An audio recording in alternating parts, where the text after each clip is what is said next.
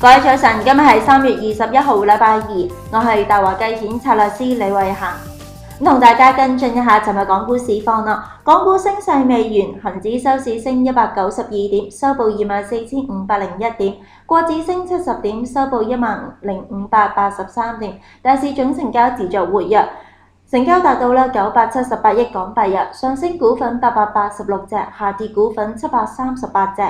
聯儲局就維持今年加息步伐不變，港匯走強，資金流入港股，大市成交暢旺啊！投資者入市意欲都幾明顯嘅，利好大市進一步向上推進。走勢方面，見到恒指尋日已經升穿咗舊年9月9號嘅前浪頂高位，即係24,364點啊，呈現一浪高於一浪嘅形態，向25,000點邁進。喺板塊炒作方面我哋尋日提過啦，資金換馬嘅情況相當之明顯啦，由呢一輪嘅升浪領漲板塊、汽車股同埋內房股流出啦，流入去走勢相對落後，但係基本因素良好嘅股份，我哋睇好咧中資電信股、內險、科網、環保、新能源。尋日方面見到咧就係中資電信股同埋科網股以及新能源股份急升率先跑出，其中中移動同埋騰訊更加係升市功臣，兩者都已經係合共貢獻恒指131點嘅升幅㗎啦。